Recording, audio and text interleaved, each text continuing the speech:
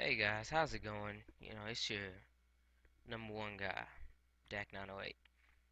And I'm here with a new series of sorts.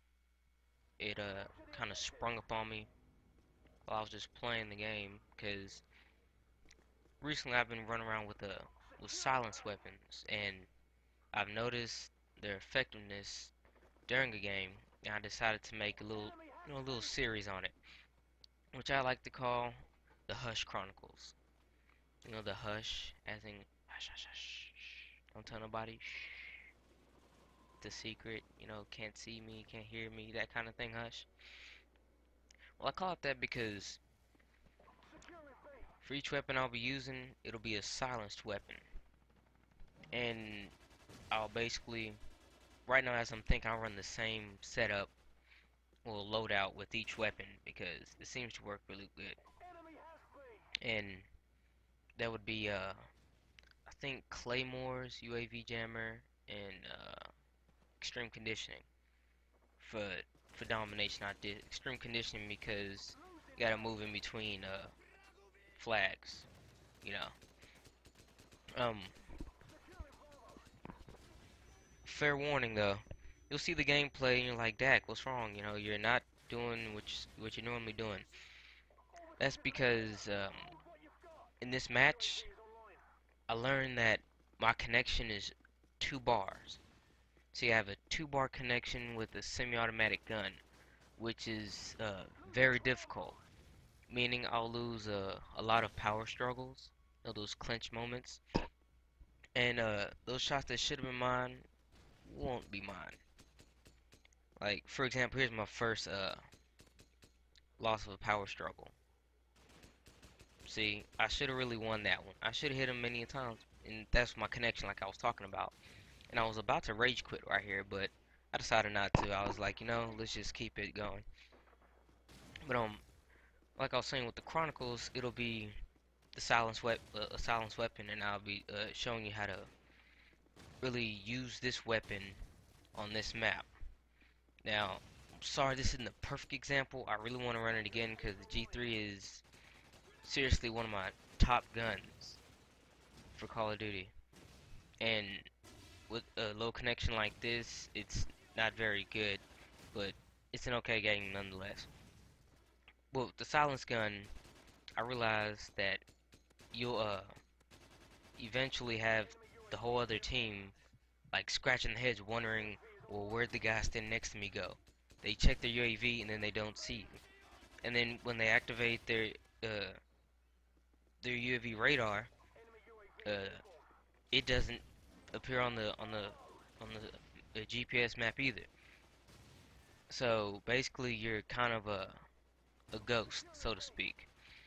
And if you can get this down right enough, you'll just have your enemies dropping like flies and be scratching their heads like, where's everybody going? Like, why are they all dying? Which is kind of why I try to simulate it here, but it's not the best of connections. But it there's points in this game that shows what I was talking about. Like, I'll drop certain units to the team, and they'll just be running around as if nothing happened. But when you're running the Silence G3, you kind of want to, or any silence weapon, you really don't want to go busting into the action. Like, if you hadn't noticed that, pretty much this whole map I ran a circle route the whole time. I'll run from A, circle around to C, take that same circle back to A, then make that same circle back to C. I never really go so much the way from C to A by way of those trucks and those tanks over there to the to the where C is, the closest part to where C is, that path leading through there by those 2 trucks and the helicopter. I never really go that way to it because C is actually their spawn, and if we take A and B, they'll spawn at C, and if we take A, B, and C, they'll still spawn at C. So I want to stay as far away from C as I really can, and by doing that, by taking the long way around each time. Now, uh, with the G3, you're not really gonna want to run in an enemy fire because it's a single fire weapon. If a guy's rushing, he will gun you down and you will lose almost every time. Now, I'm gonna let you know right now, I didn't call in my helicopter immediately because, I had a few comments stating that when I call in my airstrike and then I'll catch my helicopter, they complain about me. I won't say complain, but I say worry about me calling in my helicopter immediately. So I decided to just wait for my next spawn. But with the G3 on the silencer, being a single fire weapon, it takes 2 shots to kill with stopping power, 3 without stopping power. And I'm actually right now I'm running my favorite pistol to go with that too.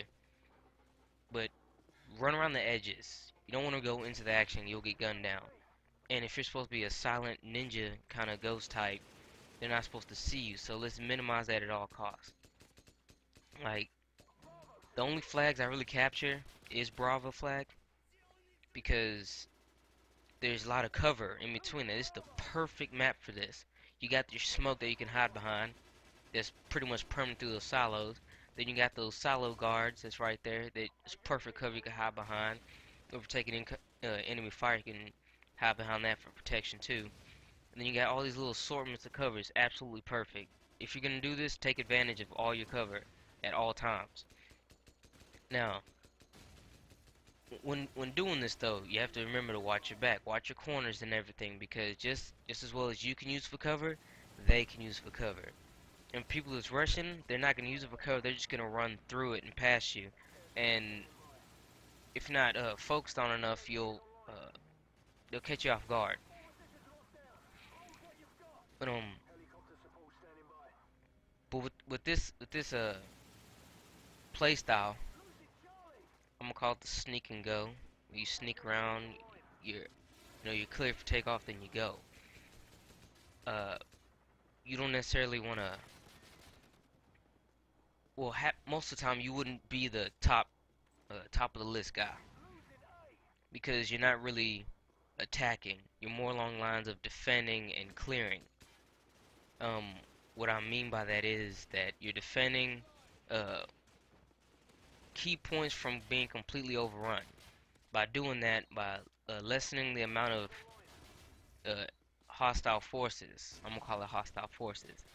By lessening the amount of hostile forces that can actually intercept the other objective points of your team.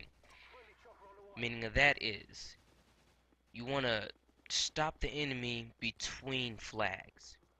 And by doing this, you don't want to stay by any flag per se. You want to kind of run around from A to C.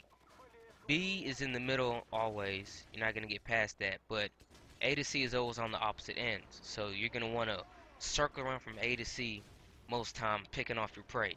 People who lag behind, or just stray guys, or in special cases, a group. And with that, you're going to want to, flash and kill, or stun and kill. But you don't really want to be in anybody's face.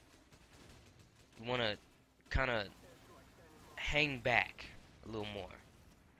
Like here, it looks like I'm getting in the face, but I'm really not. I'm actually making my way back to the outer edges, as you can see.